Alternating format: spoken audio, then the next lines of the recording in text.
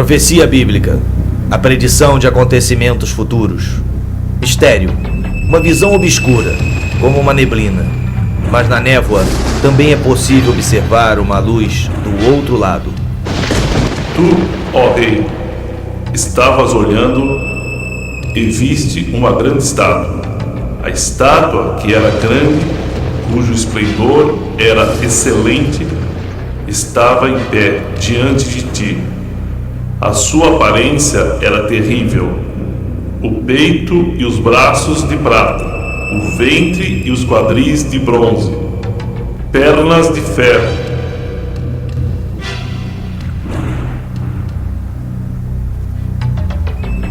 Estavas vendo isto quando uma pedra foi cortada sem auxílio de mãos. Este é o sonho e também a sua interpretação. Diremos ao rei. E para onde caminha a tecnologia? Será que o microchip resolverá os problemas do mundo e dará a todos mais tempo para gozarem a vida? Ou estará abrindo caminho para os olhos sempre vigilantes do Big Brother? A internet promete facilitar a nossa vida, conectando-nos a milhões de pessoas em todo o mundo. Mas será que com isso estará fragmentando a família e destruindo a privacidade? Segundo uma recente pesquisa, 6 em cada 10 norte-americanos consideram que o fim do mundo acontecerá num futuro não muito distante. 49% acreditam que haverá o anticristo e 44% acreditam na batalha final do Armagedon. Haverá um Armagedon? De acordo com a Bíblia, sim, mas não agora. Antes virão alguns acontecimentos catastróficos descritos detalhadamente nas profecias do Antigo e do Novo Testamento. Espantosamente, dos 66 livros da Bíblia, que incluem o Antigo Testamento judaico e o Novo Testamento cristão, 18 são dedicados apenas a predições de acontecimentos futuros, e quase que 1 de cada 2 livros contém alguma profecia significativa. Israel, o berço da profecia. Mais profetas andaram por este poeirento pedaço de terra que tem aproximadamente 80 km de largura e 400 km de comprimento do que em qualquer outro lugar da face da terra. Profetas judeus previram não só a história do seu próprio povo com detalhes incríveis, mas também a ascensão e queda de impérios, bem como o destino da raça humana. A profecia do profeta Daniel, mais fácil de se entender, é a interpretação do sonho de Nabucodonosor. É uma das profecias mais espantosas dada ao homem.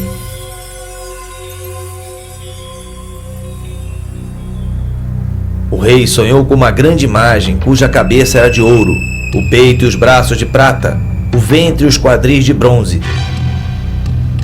as pernas de ferro, os pés eram parte de ferro e parte de barro.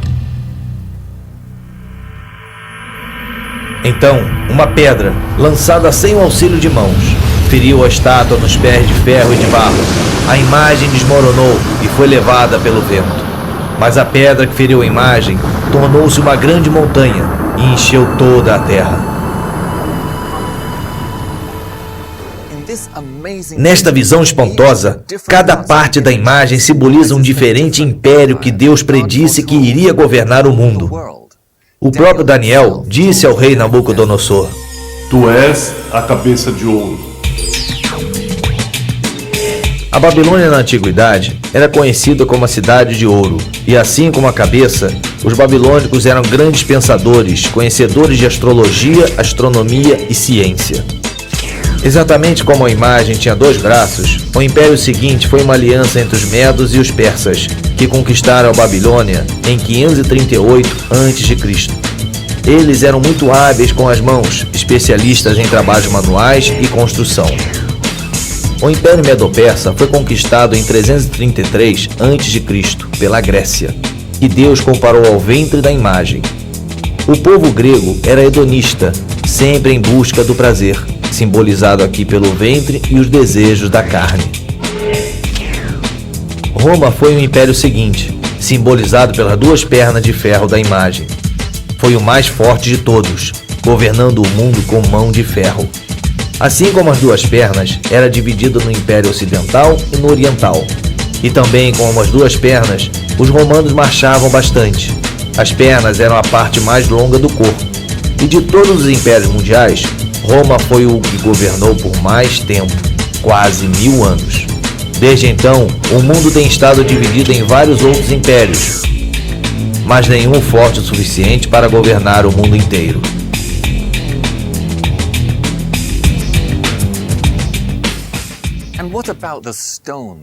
O que significa a pedra lançada sem o auxílio de mãos, que fere a imagem nos dedos e a estraçalha?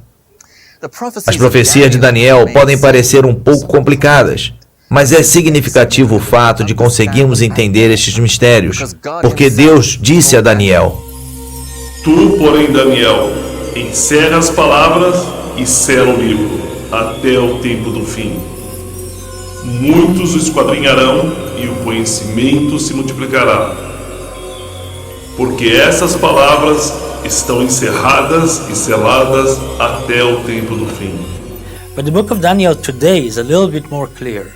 First, because of the establishment of Israel, I believe. Secondly, because several things have happened already in the history that Daniel predicted and happened. Some of it had to do with the vision of the image that King Nebuchadnezzar have seen, with the different, main powers that will control the earth and what will happen. As we follow that study carefully, we can see very clearly the description of the Persian Empire, then the Greek Empire, then the Roman Empire, and then a situation as we have today, a clay mixed with iron, things that are not very clear as they used to be in the past, which we have in our modern democratic society. And so when you follow that, you can follow a little bit the book and see the fulfillment of some of the prophetic words. So it's not as sealed as it used to be. I do believe there are certain things that's still hidden from our eyes that Daniel talks about, and a good study, a thorough study, will open it up before those who really study it, along with the book of Revelation. Então, será que temos uma ideia do que os pés e os 10 dedos simbolizam? Muitos estudiosos da Bíblia concordam numa interpretação chocante desta parte da imagem, relacionada bastante com Israel e seu futuro em breve. Antes de entrarmos nas profecias do futuro próximo, vamos analisar as profecias já cumpridas, pois nos darão uma melhor ideia de como Deus se comunica através de linguagem profética. Poderia-se dizer que tanto a raça judia como a árabe foram concebidas através de profecia. Deus disse a Abraão, o pai de ambas as raças, que ele deveria sair do país de Harã para a terra que ele lhe mostraria. A Bíblia relata que Abraão obedeceu sem saber aonde ia. Deus prometeu-lhe: Eu multiplicarei a tua semente como as estrelas do céu e como a areia do mar. Uma aparente impossibilidade, pois não só sua esposa Sara era estéril, mas ela já tinha 90 anos de idade. Sendo assim, o primeiro filho de Abraão, Ismael, nasceu de uma mulher egípcia chamada Agar, serva de Sara. Ismael se tornou o pai das 12 nações árabes, que hoje estão espalhadas pela Ásia e África. No versículo 20 do capítulo 17 do Gênesis, Deus fala sobre Ismael. Eu o multiplicarei extraordinariamente, gerará 12 príncipes e dele farei uma grande nação. A minha aliança, porém, estabelecerei com Isaque, que Sara te dará neste tempo, daqui a 1 ano. No ano seguinte, aos 91 anos de idade, Sara deu à luz a Isaque, que se tornaria o pai de Jacó, cujos 12 filhos seriam os patriarcas das 12 tribos judaicas.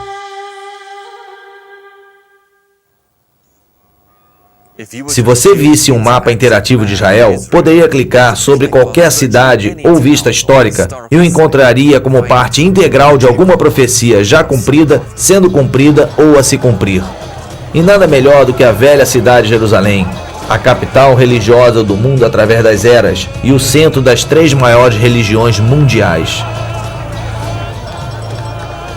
Esta é a Porta de Sião, situada na cidade de Jerusalém e construída por Davi, o menino pastor que tornou-se rei. Davi amava muito Sião, e os seus famosos salmos estão repletos de menções poéticas e proféticas sobre esse lugar. Agora o seu corpo descansa neste túmulo, no lugar que ele tanto amava. O Monte Sião originalmente significava a cidade de Davi. Durante uma época foi a parte mais importante de Jerusalém, mas hoje é um campo de cultivo, um cumprimento da profecia de Miqueias. Sião será lavrado como um campo. Depois da morte de Davi, seu filho Salomão construiu o primeiro templo judaico no alto do Monte Moriá, o local onde Abraão ia sacrificar Isaque, seu filho, obedecendo ao que Deus lhe dissera. A partir de então, o Monte Moriá tornou-se Sião, o mais importante de todos os lugares sagrados para os profetas judeus daquela época. O primeiro templo, edificado pelo rei Salomão, foi destruído em 586 a.C. pelo exército babilônico do rei Nabucodonosor. Reconstruído em 516 a.C., o segundo templo permaneceu em pé por 656 anos, até ser destruído pelos romanos em 70 d.C., um cumprimento da profecia dada por Jesus. Pouco antes de sua morte, ele disse aos seus discípulos: Vês esses grandes edifícios, não ficará pedra sobre pedra que não seja derrubada. Jesus predisse que o templo seria derrubado pedra por pedra. Isso foi cumprido literalmente 40 anos mais tarde pelo exército romano do imperador Vespasiano, sob o comando do general Tito. Jerusalém foi saqueada e incendiada, e 100.000 judeus foram crucificados em diferentes pontos da cidade. Os romanos então queimaram o templo, construído principalmente em madeira e decorado com ouro e prata. O ouro e a prata derretidos escorreram pelas fendas entre as grandes pedras do alicerce. Os romanos arrancaram as pedras para retirarem todo o ouro e a prata. Sendo assim, não ficou uma única pedra sobre pedra, um cumprimento literal da profecia de Jesus Cristo. Tudo o que restou do templo foi um grande muro de contenção de pedra, nivelando o local onde foi alicerçado o templo, no topo do Monte Moriá. Esse local hoje é conhecido como o Muro das Lamentações, onde os judeus vão orar pela vinda do Messias. Depois que Jerusalém foi saqueada pelos romanos em 70 d.C., o povo judeu dispersou-se por todas as nações da terra, a diáspora profetizada por Moisés no livro de Levítico. Espalhar-vos-ei entre as nações, e desembanharei a espada atrás de vós. A vossa terra será assolada, e vossas cidades ficarão desertas. Por quase 1900 anos, eles se agarraram às muitas profecias nos escritos sagrados do Antigo Testamento, de que um dia eles retornariam. Este é provavelmente o imóvel religioso mais explosivo do mundo. Monte Moriá, o local sagrado onde durante toda a história judaica os judeus fizeram os sacrifícios de animais. Segundo a tradição islâmica, foi dali que o profeta Maomé ascendeu ao céu no século VII. E de acordo com a profecia, aqui é onde será construído o terceiro templo judaico.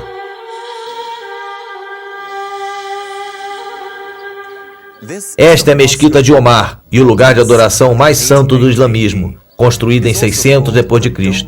É também chamado de Cúpula da Rocha, porque ali dentro encontra-se a pedra sobre a qual Abraão ia sacrificar seu filho Isaque. Durante os 500 anos do governo romano e bizantino, o cristianismo predominou na Palestina, mas após a conquista árabe de 641, ela ficou sob a influência do islamismo. No ano de 1099, as cruzadas tomaram Jerusalém e estabeleceram um reino feudal que durou até 1291, quando os europeus foram então expulsos pelos egípcios. Em 1516, a Palestina passou a fazer parte do Império Otomano por 400 anos, até ser dominada pelos britânicos no final da Primeira Guerra Mundial, em 1918. Segundo uma profecia muçulmana, Jerusalém seria conquistada por um profeta de Deus e tomada pacificamente. Então, quando o general Allenby, chefe das forças britânicas, e seu exército cercaram Jerusalém, o povo, ao ouvir seu nome, rendeu-se, sem resistirem, porque Allenby, em árabe, significa profeta de Deus. Precisamente aqui, nesta porta da cidade de Davi, Allenby declarou a vitória em nome das forças britânicas e aliadas. Os britânicos governaram e influenciaram bastante a Palestina por 30 anos, de 1918 a 1948. Construíram muitas igrejas cristãs e restauraram locais de descobertas arqueológicas. Sem saberem, eles ajudaram a cumprir outra profecia.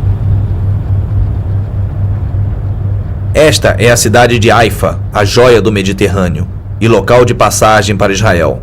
Aos fundos, eleva-se o Monte Carmelo, onde o profeta Elias massacrou os 450 profetas falsos de Baal. O patriarca judeu Jacó predisse no livro de Gênesis que esta terra de Zebulun se tornaria um abrigo para os navios. Por milhares de anos, os navios não podiam atracar ali por ter uma baía muito rasa. Mas depois que os britânicos aprofundaram o porto em 1930, Haifa tornou-se o maior porto de Israel. No dia 14 de maio de 1948, Israel voltou a ser uma nação, o cumprimento de numerosas profecias do Antigo Testamento, uma das quais diz: levantará o estandarte para as nações, ajuntará os desenterrados de Israel e os dispersos de Judá, recolherá desde os quatro confins da terra. A formação do Estado de Israel é muito significativa tanto para os judeus como para os cristãos. One major sign that I personally believe that is an indicator to the fact that we are whether the threshold or already at the beginning of the end time is the establishment of the modern state of Israel. Here is a phenomena that have been predicted in the Word hundreds of times. The Old Testament is full of prophetic word about the restoration of Israel. Ao mesmo tempo que os cristãos buscam sinais indicadores da volta de Jesus, os judeus buscam sinais da vinda do Messias.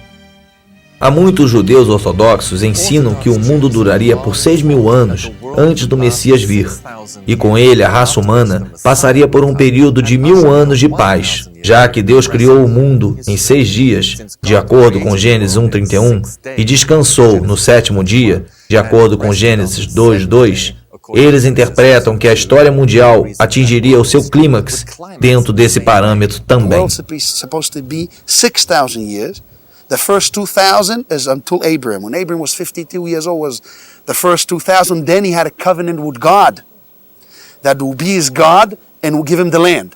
The second 2,000, the middle 2,000, was from between 2 to 4, is the 2,000 where the prophecies are being written. The Bible and all, the entire Bible. The last 2,000 is from the destruction of the second temple. It comes, by the way, by the dot to the year. Another time we have to explain that. So the last 2,000 is the 2,000 of the era of Mashiach. Eles citam o Salmo 94, que diz: porque 1.000 anos ao teu lado são como ontem quando passam.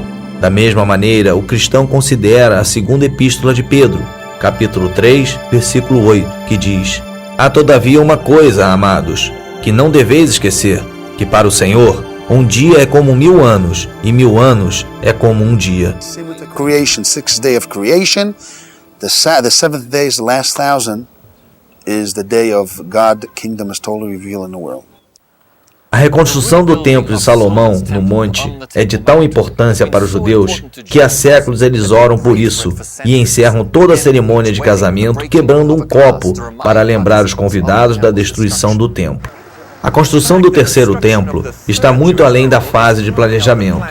Aqui, no meio de uma rotatória construída pela Prefeitura de Jerusalém, não muito longe do portão de Damasco, da velha cidade, é onde muitos consideram ser o local para a pedra angular do novo templo. The Bible tells us, "And you shall make for me a sanctuary that I will dwell among you." So that's really the comprehensive commandments regarding the construction of the temple. And then there are many other commandments as well. The commandments really can be fulfilled today in a number of ways, kind of in absentia, or maybe kind of in a piecemeal fashion, in view of the impediments towards actually building the temple until such time as is more fitting. So the main way that the Institute is going about the fulfillment of the commandment and occupying itself with the goal of trying to do really as much as possible in our time towards the temple is by creating the vessels. So the vessels that are being created today are not just models or replicas, but are actually made in accordance to the biblical requirements and therefore are really ready to be used according to biblical law and can be used in the new temple. There is plans, sure there is plan. As a matter of fact, there is places in Jerusalem that they're already building the vessels and they're learning, like in yeshivas, like here in Mount Zion we have a yeshiva, we have a university for Jewish studies. They learn all the different laws that has to do with the sacrifice and all the different laws that has to do with the temple. And they're preparing themselves, if they're priest, they come from the tribe of Levites, so then they prepare themselves to be ready, and all this come to unfold, they'll be ready to serve God in the temple. We believe that this is the destiny of the Jewish people and that we are commanded to be occupied with the building of the temple, just as we are commanded to sanctify God's name in every other way. So no, we're not really waiting for the Messiah. We don't feel that his arrival is a prerequisite for the building of the temple. Contudo, a reconstrução é inviável, porque para isso a mesquita de Omar teria que ser demolida, e isso daria início a uma guerra santa entre judeus e árabes. Aí entra o anticristo, uma personalidade política brilhante e carismática predita na Bíblia, que resgata o mundo de um quase colapso devido a problemas sociais e econômicos que ainda estão por ocorrer. Este gênio diplomático realiza o inacreditável. Ele consegue a proeza de trazer paz ao mundo e, de acordo com as profecias bíblicas, passa a ser adorado pelo mundo todo. Agora, voltando à interpretação do sonho de Nabucodonosor, Daniel mencionou os principais reinos e impérios do mundo, começando com a Babilônia, o império de Nabucodonosor. Uma última parte dessa imagem, que representa a história do mundo, ainda permanece. Como os dedos dos pés eram parte de ferro e parte de barro. Assim, por uma parte o reino será forte e por outra será frágil. Sem rei, não existe reino. Neste caso, a profecia refere-se ao anticristo. Daniel, mais tarde, explica que os 10 dedos simbolizam 10 reis que juram lealdade e apoio ao anticristo por um tempo. O ferro representa os governos duros e ditatoriais, e o barro, os mais democráticos e maleáveis. E assim como o ferro e o barro não se misturam, estas duas ideologias são governos opostos. O que mais nos diz a Bíblia sobre esta pessoa tão poderosa? Ele virá caladamente e tomará o reino com lisonjas. Ele soluciona o problema no Oriente Médio e assina um acordo de paz de 7 anos. Uma aliança que dá aos judeus, muçulmanos e cristãos direitos iguais à parte velha de Jerusalém e à área do templo. Parte deste acordo permite que os judeus reconstruam o seu templo. Como ele vai solucionar o problema do local para a reconstrução ainda é um mistério, embora a Bíblia indique que ele descobrirá uma maneira. As we know, the Antichrist will be a figure of man who proclaim peace that will attract the world with what we call today the New World Order. Very similar kind of concept, a new world order of peace and harmony and tranquility, of living together. That person will be very attractive, probably very intelligent, and very well able to communicate, where he will attract people to believe in the peaceful solutions that he will bring to humanity. E ele confirmará uma aliança com muitos por 7 anos. O profeta Daniel diz que o anticristo trabalhará enganosamente e usa a palavra vil para descrevê-lo.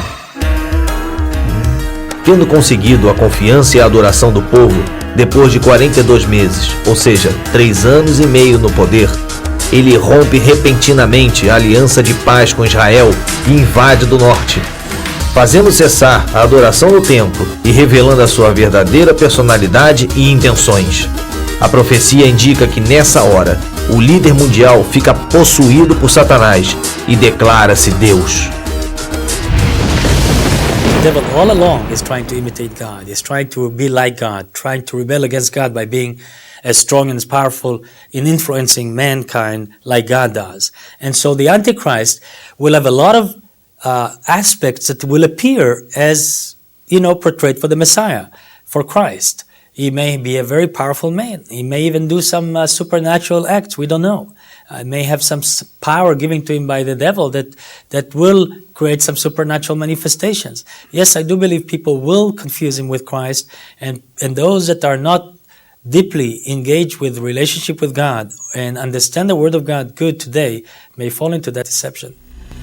A profecia nos diz: O homem do pecado será revelado, o filho da perdição, o qual se opõe e se levanta contra tudo que se chama Deus ou é objeto de culto, de sorte que se assentará como Deus no templo de Deus, querendo parecer Deus. Na metade da semana, para cessar o sacrifício e a oferta de manjares. Foi ali, no Monte das Oliveiras, que Jesus acrescentou uma instrução muito clara em relação à profecia de Daniel, dizendo aos seus seguidores como agir quando o anticristo fizesse cessar o sacrifício no templo e estabelecesse a abominação da desolação, ou seja, a sua própria imagem como um Deus, em algum ponto do lugar santo, no templo neste monte.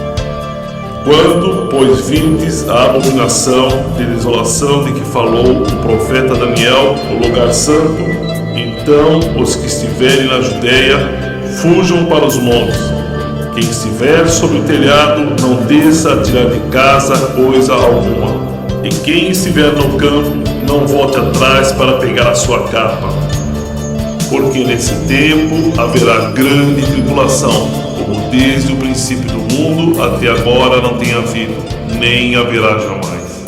Esta abominação da desolação, descrita pelo profeta Daniel e Jesus, é também chamada de imagem da besta, no livro do Apocalipse. Com base no que a profecia descreve, poderia ser uma máquina computadorizada, que pode falar e mandar matar qualquer pessoa, em qualquer lugar que se recuse a adorá-la. Este rei fará conforme a sua vontade, e se levantará e se engrandecerá sobre todo Deus, e falará coisas espantosas contra o Deus dos deuses.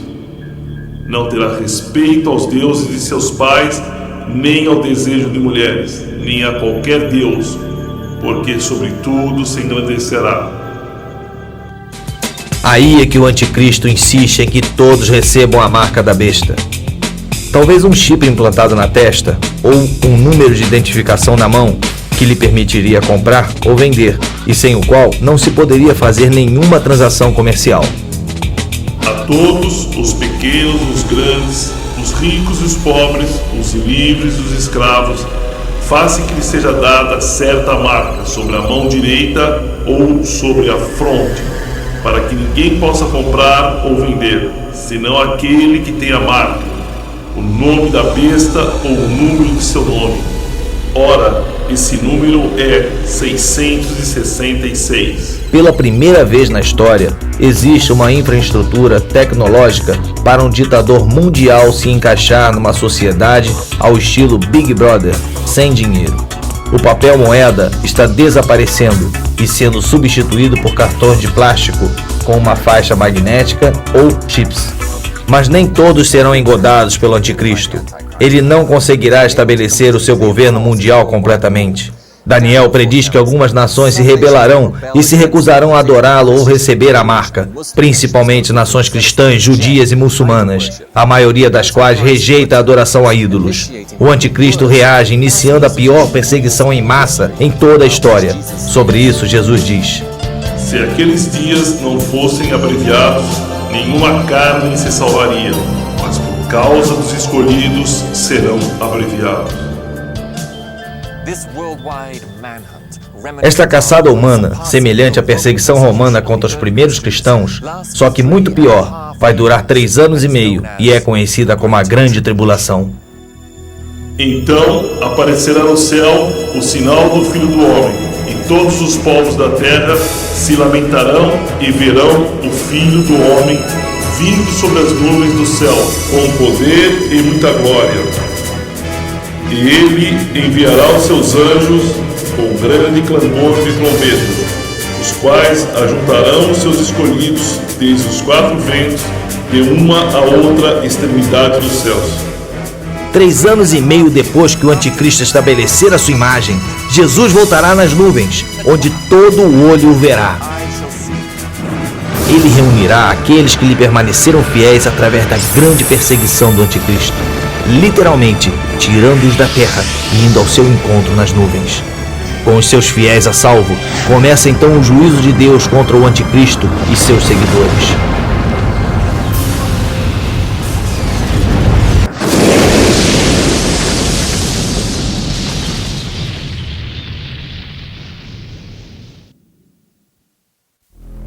Então ouvi, vinda do templo, uma grande voz que dizia aos 7 anjos: Ide e derramai sobre a terra as 7 taças da ira de Deus. O primeiro saiu e derramou a sua taça sobre a terra, e apareceu uma chaga feia e dolorosa nos homens que tinham o sinal da besta e o que adoravam a sua imagem. O segundo anjo derramou a sua taça no mar, que se tornou em sangue como de um morto, e morreram todos os seres viventes que estavam no mar. O terceiro anjo derramou a sua taça nos rios e nas fontes das águas, que se tornaram em sangue. O quarto anjo derramou a sua taça sobre o sol, e foi-lhe permitido que abraçasse os homens com fogo. Os homens foram abrasados com grande calor e blasfemaram contra o nome de Deus, que tem poder sobre essas pragas, mas não se arrependeram para lhe darem a glória. O quinto anjo derramou a sua taça sobre o trono da besta, e o seu reino se fez tenebroso. Os homens mordiam as suas línguas de dor, e por causa das suas dores e das suas chagas, blasfemaram contra o Deus do céu e não se arrependeram das suas obras. O sexto anjo derramou a sua taça sobre o grande rio Eufrates, e a sua água secou-se, para que se preparasse o caminho dos reis do Oriente. Então os ajuntaram no lugar que em hebraico se chama Armagedon.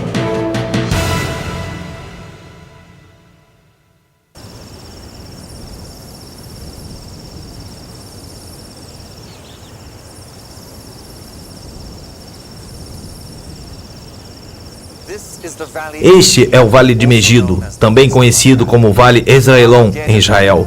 Armagedon em hebraico significa colina de Megido, e é um grande monte em forma de cúpula no vale. Quando Napoleão viu pela primeira vez o grande vale que vai do sul de Haifa até Jerusalém, exclamou: "Que ótimo local para uma batalha!" Quando o general Pershing, um dos grandes generais da Segunda Guerra Mundial, o viu, declarou: "Que ótimo local para uma guerra estratégica!"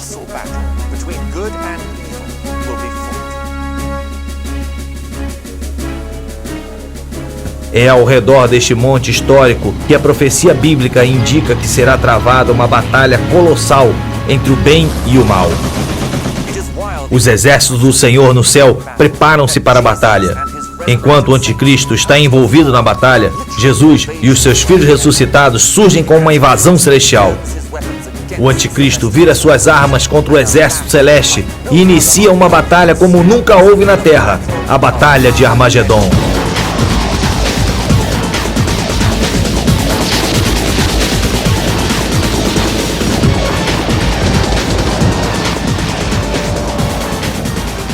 Durante essa batalha, as orações daqueles que por muito tempo clamaram por justiça são respondidas, pois esgota-se a paciência de Deus com os caminhos perversos do homem.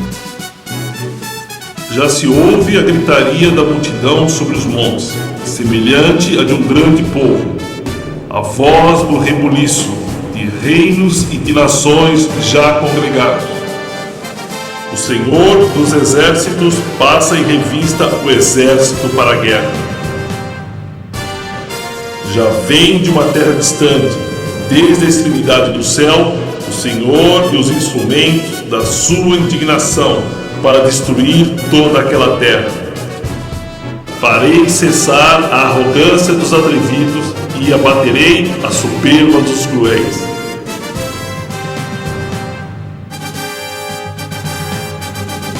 estavas vendo isto, quando uma pedra foi cortada, sem o auxílio de mãos, a qual feriu a estátua nos pés de ferro e de barro e os esmiuçou.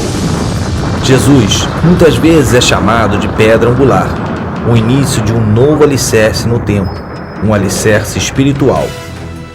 Exatamente quando a pedra lançada do nada acerta a imagem em Daniel 2, Jesus, o Filho de Deus, vem do céu para pôr um fim ao reino do Anticristo.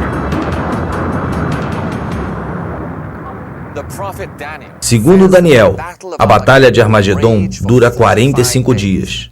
O Anticristo é jogado vivo num lago de fogo e seus seguidores malignos são massacrados. A carnificina será tal que o profeta Ezequiel diz que só em Israel levará 7 meses para enterrarem todos os mortos e 7 anos para limparem o metal torcido e os armamentos destruídos. A batalha já vencida, Jesus mais uma vez pisa na terra, aqui no Monte das Oliveiras. Naquele dia estarão os seus pés sobre o Monte das Oliveiras, que está defronte de Jerusalém para o Oriente. O Monte das Oliveiras será fendido pelo meio, para o Oriente e para o Ocidente, e haverá um vale muito grande. Metade do monte se apartará para o norte e a outra metade para o sul, e o Senhor será o rei sobre toda a terra. Os sismólogos informam que o Monte das Oliveiras está situado sobre uma falha geológica e que existe uma rachadura que corta o monte ao alto, de norte a sul. When we look at Mount of Olives, which is not far away from where we're sitting right now, we can see that the literal fulfillment of this verse can very easily happen. One thing we do know is that Christ will come physically. His appearance is very important because it says the eyes of men will behold him. There's also going to be a supernatural manifestations all over. The whole earth at one minute will see him. And so there would be some kind of a supernatural phenomena from the heavenlies that will attract the entire attention of the earth. It has to be. And then those who will live around here, specifically this verse is for them, they probably will see some manifestations on the Mount of Olives and Christ that are different than if I look today at Mount of Olives and see the mountain sitting there in its tranquility and, peaceful fashion. I'm sure it will be different then. There will be a lot of commotion. There will be a lot of supernatural manifestations that God will reveal himself through Christ, and Christ himself will come and will land, I believe, right on the Mount of Olives. And then, of course, we have there a large graveyard right now of many people, even David's tomb and others that believe that because Christ or the Messiah, the Jewish people, even non-Christians, believe the same way, that when Christ or the Messiah will come, those will be the first to be resurrected because they are buried in Mount of Olives or close to the Mount of Olives. And so again, there will be a lot of the resurrection part. There will be the commotion of his arrival. There may be the split of the mountain. All the functions of the heavenlies, sun, moons, and stars will take different shape. And so we are expecting real dramatic moments around here. Esta é a porta dourada, por onde Jesus passou na última vez que entrou em Jerusalém, quando o povo clamou: Hosana, Hosana ao filho de Davi. E o receberam e aclamaram como um rei. Agora está todo murado, como podem ver. Dizem que um dos governantes muçulmanos de Israel lembrou-se da profecia de Maomé no Alcorão, que diz que quando Jesus voltar, ele entrará por essa porta para tomar a cidade de Jerusalém e reinar como rei dos reis. Temerosos com a possibilidade de Jesus tomar o seu trono, ele construiu um muro e fechou o portão para tentar impedi-lo de entrar. Fazendo isso, ele cumpriu a profecia de Ezequiel. Esse portão será fechado e não se abrirá, e nenhum homem passará por ele, porque o Senhor, o Deus de Israel, por ele passou. Portanto, será fechado. E o que pensar da última parte da profecia, no livro de Daniel, depois que a pedra derruba a imagem? Então foi juntamente esmiuçado o ferro, o barro, o bronze, a prata e o ouro, os quais se fizeram como a palha das eiras no estio, e o vento os levou, e não se achou lugar algum para eles.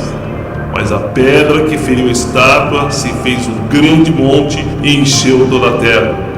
Esmiuçará e consumirá todos esses reinos, e será estabelecido para sempre. Esta pedra, atingindo a imagem, significa o fim dos reinos do homem e seu governo na terra. Compare esta pedra com os versículos seguintes e a interpretação fica bem clara. Virão muitos povos e dirão: vinde, subamos ao monte do Senhor, a casa de Deus de Jacó. Ele nos ensinará o que concerne aos seus caminhos, para que andemos nas suas veredas. De Sião sairá a lei, e de Jerusalém a palavra do Senhor. Finalmente, o mundo será governado com equidade, verdadeira justiça, com liberdade, paz, abundância e felicidade para todos. Deixará de reinar a cruel e egoísta filosofia que dá o mundo aos mais fortes. Não haverá mais corrupção, vícios, crime, suborno ou injustiça. Jesus e seus anjos e os seus seguidores ressuscitados estabelecerão o seu justo governo com justiça de verdade para todos. Ele exercerá o seu juízo entre as nações e repreenderá a muitos povos. Estes converterão as suas espadas em arados e suas lanças em podadeiras. Não levantará espada nação contra nação, nem aprenderão mais a guerra. Já quebrou o Senhor o bastão dos ímpios e o cedro dos dominadores. Já descansa, está sossegada toda a terra. Exclamam todos com júbilo. Milênio é uma palavra que vem do latim e que significa 1000 anos. Tem sido usada por estudantes de profecia bíblica para denominar esse período incrível, essa era dourada de paz na terra. Durante o milênio, enquanto o anticristo é jogado no lago de fogo, o diabo que o havia possuído é acorrentado e aprisionado no centro da terra, no abismo sem fundo. Com o diabo fora de cena e a terra aliviada de muitas maldições, o mundo voltará ao que era na época de Adão e Eva no paraíso. Águas arrebentarão no deserto e ribeiros no ermo. A terra se transformará em lagos e a terra sedenta em mananciais de águas. A terra assolada se lavrará. Dirão: esta terra desolada ficou como o jardim de Éden. First of all, we know that the devil and everything that he represents, which is, the negative, the ugly, the difficult part of humanity, will be taken out, will be locked, will be away from the experience, day-to-day experiences of mankind. The second thing that we know is that God would dwell with men again. It gives me back the picture of Garden of Eden. God was walking in the garden. Adam and Eve are there. It was a natural relationship between them. It wasn't like today you have to go somewhere, to the ends of the earth to go to a revival where people say the Spirit of God is moving and, you need to go to Toronto, you need to go to different places to get that spiritual. It was natural experience for Adam and Eve to have God, involved in their life. I think it will be the same in the millennium. God will be part of our life in all the aspects of our life, and it will not be something religious. It will be natural. It will be a beautiful relationship of love and harmony between man and God. Brincará a criança de peito sobre a toca da áspide, e já o desmamado meterá a mão na cova do basilisco. Morará o lobo com o cordeiro, o leopardo com o cabrito se deitará. A vaca e a ursa pastarão juntas. Seus filhos juntos se deitarão e o leão comerá palha como boi. Humanity will not be an enemy to each other. A lion and a lamb cannot dwell together today.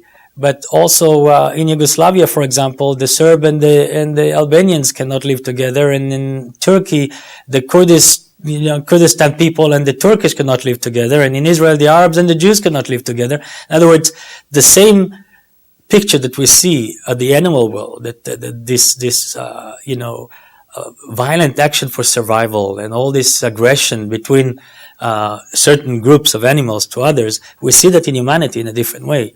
Since in the millennium, the whole concept of humanity will be different.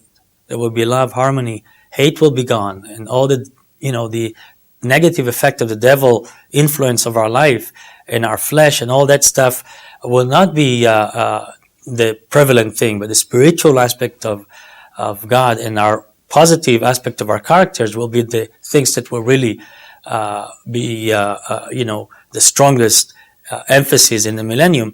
I think also nature will behave in the same way. I think God will change the shape, the heart of animals. And I think there will be provision for a lion to eat without a need to destroy or to kill a lamb. And I think also their nature will be changed because God will touch the entire creation. And in the millennium, everything will be under God and with God. And I believe also you'll see that it will affect the animals, it will affect the birds, it will affect every creature on the face of earth for 1,000 years. Não se fará mal nem dano algum em todo o monte da minha santidade, pois a terra se encherá do conhecimento do Senhor, como as águas cobrem o mar. The devil will be locked for 1,000 years, and then later on he will be released. So there will be some kind of connection to him that we don't understand how it will be, but those will be immobile, unable to influence society for 1,000 years. They are limited in those 1,000 years with their powers and their ability to influence humanity. No reino do milênio, as pessoas vão voltar a utilizar meios de transporte que não poluem o ambiente, como cavalos, camelos, carroças e lindas caravelas. Também não haverá mais grandes cidades, indústria pesada, fábricas com chaminés soltando fumaça e poluindo, e maquinário destrutivo. O mundo voltará a ser uma sociedade agrária, vivendo em pequenas, tranquilas e aconchegantes comunidades rurais. Não será como se a Terra tivesse voltado atrás no tempo. Haverá conveniências modernas e tecnologia avançada, mas nada que cause mal ou destrua o ambiente. E as almas daqueles que foram degolados por causa do testemunho de Jesus e pela palavra de Deus, e não adoraram a besta, nem a sua imagem, e não receberam o sinal na testa nem nas mãos. Reviveram e reinaram com Cristo durante 1000 anos. Estes cidadãos do céu são os fiéis de todas as eras, que serviram a Deus. Às vezes refere-se a eles como os santos ressuscitados, cujos corpos são semelhantes ao de Jesus depois da sua ressurreição. No milênio, os que tiverem corpos ressuscitados poderão interagir com os que têm corpos normais e terrenos, como Jesus com seus discípulos depois da ressurreição. Um corpo que, como São Paulo disse, é semeado para a corrupção e se levantará na incorrupção. Não julgará segundo a vista dos seus olhos, nem repreenderá segundo o ouvir dos seus ouvidos, mas julgará com justiça os pobres e repreenderá com equidade os mansos da terra.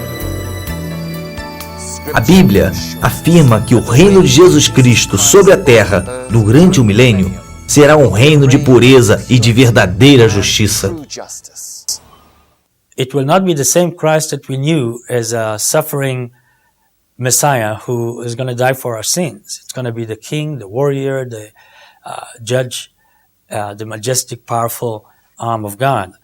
And the picture of that Messiah will be implemented in the person of Christ when he comes back. And so we're talking about tangibles. We're talking about something that we can see, we can touch, we can feel.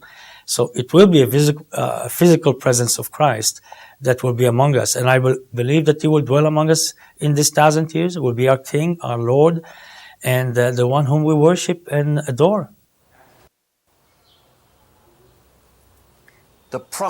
As profecias que abordamos neste filme são meramente algumas das milhares de profecias cumpridas sobre os impérios, indivíduos e eventos mundiais que os profetas bíblicos previram com grande precisão.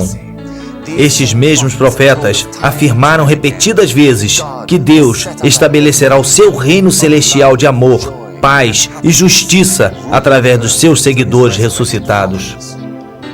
O reino e o domínio e a majestade dos reinos debaixo de todo o céu serão dados ao povo dos santos do Altíssimo. O seu reino será um reino eterno, e todos os domínios o servirão e lhe obedecerão. Deus tem dado ao homem a sua chance de tentar resolver os seus próprios problemas e trazer paz e felicidade ao mundo. E se Deus não interferisse nesta última hora da história, o homem provavelmente destruiria a terra completamente e se aniquilaria. Por isso, Jesus profetizou que nos últimos dias, a menos que aqueles dias fossem abreviados, nenhuma carne seria salva. Na verdade, a Bíblia diz que o mundo irá de mal a pior, mas também promete que quando o homem alcançar o seu limite, Deus interferirá e restaurará a terra a uma condição idílica, pela qual milhões continuam a orar todos os dias. Pai nosso que estás no céu, santificado seja o vosso nome. Venha a nós o vosso reino, e seja feita a vossa vontade, assim na terra como no céu. O pão nosso de cada dia nos dai hoje. Perdoai as nossas ofensas, assim como nós perdoamos a quem nos tem ofendido. E não nos deixeis cair em tentação, mas livrai-nos do mal. Porque vosso é o reino, o poder e a glória para sempre. Amém.